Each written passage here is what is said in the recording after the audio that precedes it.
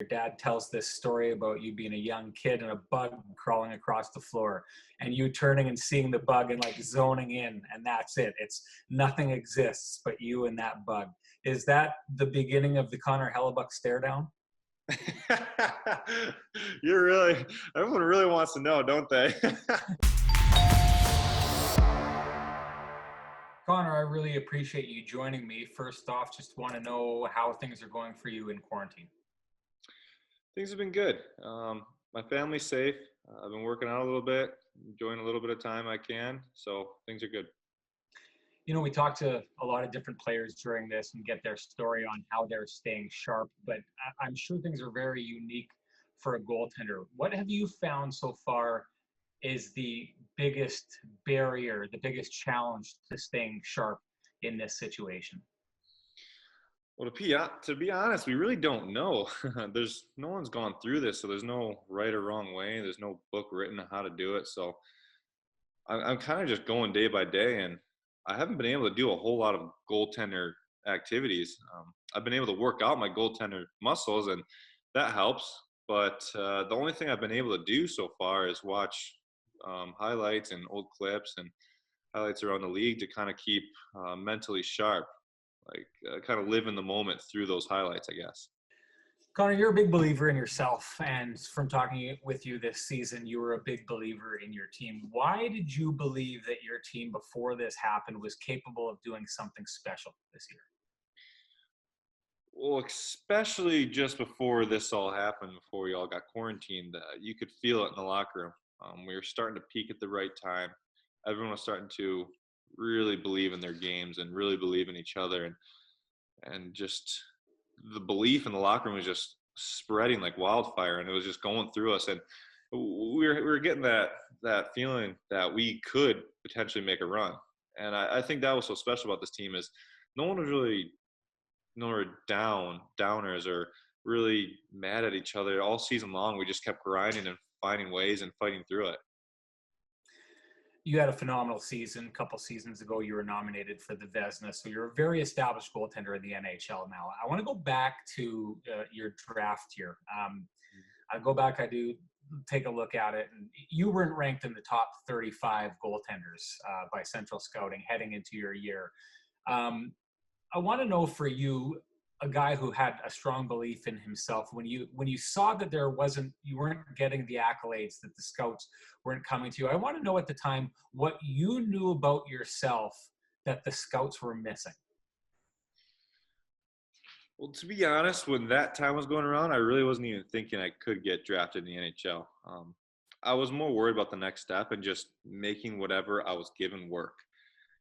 So I was willing to do whatever it took.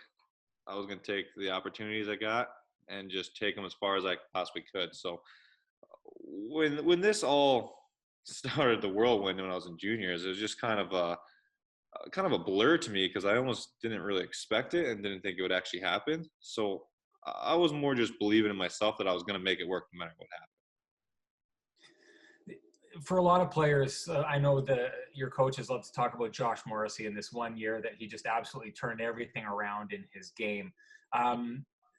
Was your first year of college that for you? Because you go from a relative unknown to putting up phenomenal numbers and basically starting on the trajectory that you didn't know you were capable of. Is that basically the biggest turnaround year for you of your career?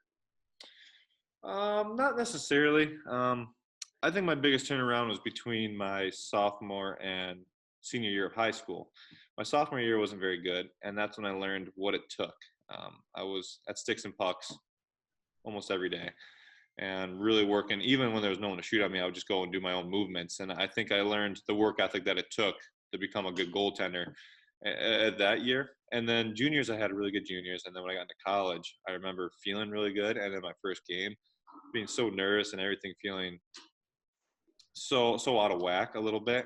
And then after the game, I called Joe Clark, who was a very trustworthy person for me in my life. And I was telling him that was a lot easier than I made it to be.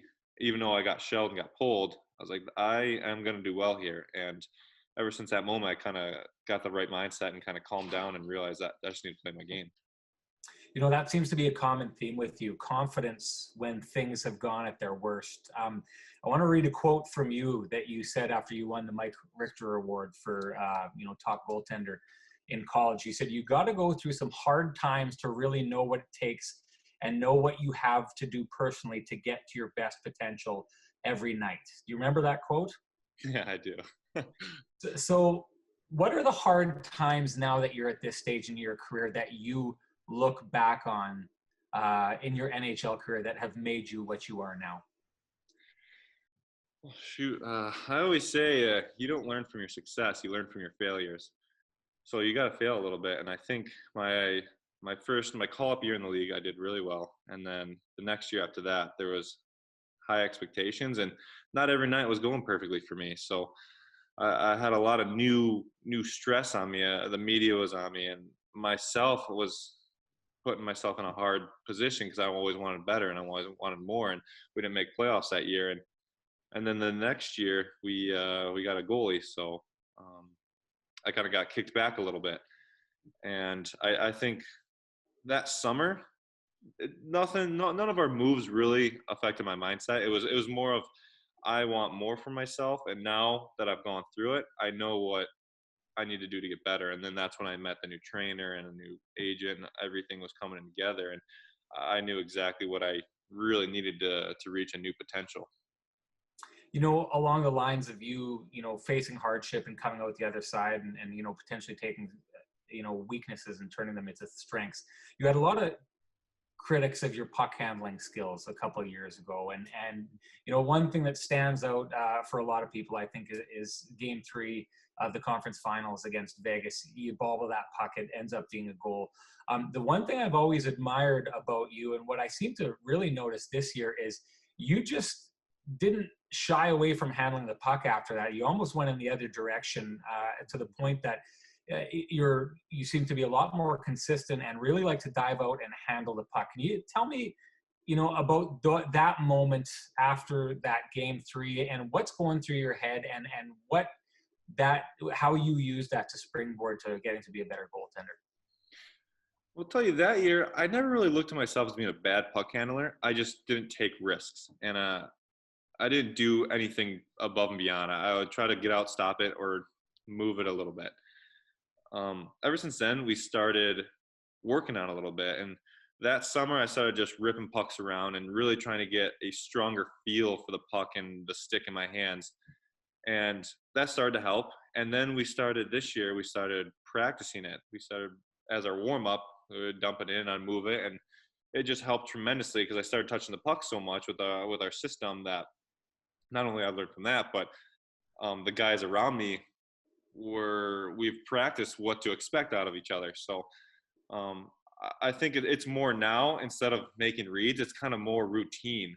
And I think that helps. Anytime anyone can expect something out of you, it just makes everything else flow a little bit better.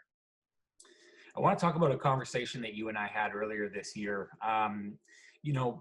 A lot of people feel you should win the Vezina Trophy this year, and probably leading the charge and waving the flag would be the advanced stats community.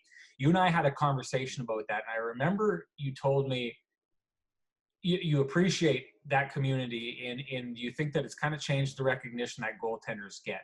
You also said you think there's a lot that community gets wrong. It sounds to me like you've got a conflicting view of the place for advanced stats in the game. Can you elaborate on that and what you meant by that?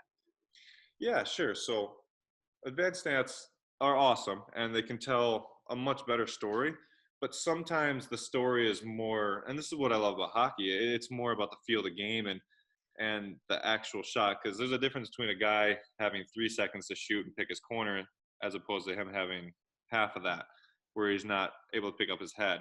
Maybe it's the same scoring chance, and on paper it's the same scoring chance, but the difference between a second could be the difference between a post and in or just an area shot, if you know what I'm talking about.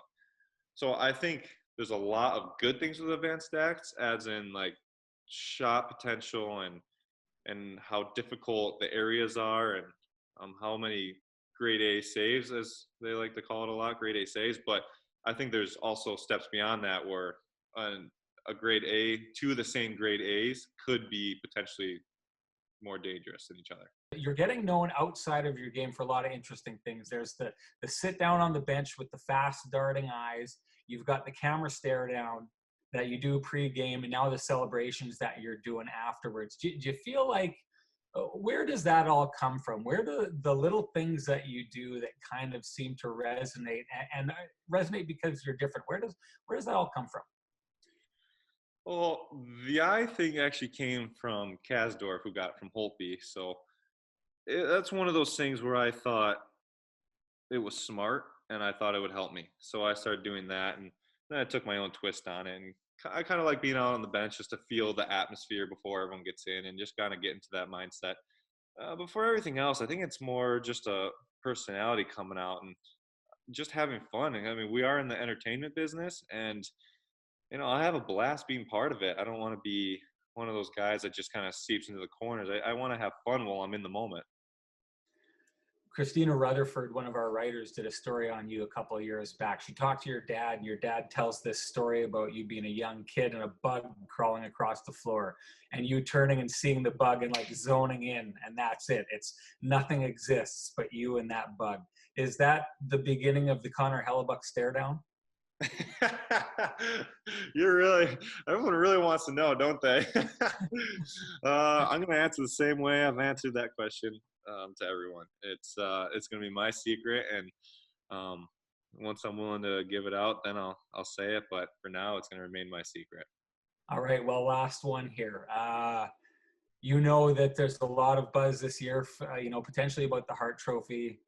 A lot of buzz about the Vezina Trophy. Should Connor Hellebuyck win the Vezina Trophy this year? Oh, I don't like answering those kind of questions. I'll be as generic as I possibly can be.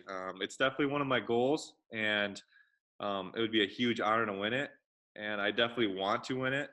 But there's a lot of great goalies in this league, and if I were to lose it, there would definitely be a worthy opponent earning it.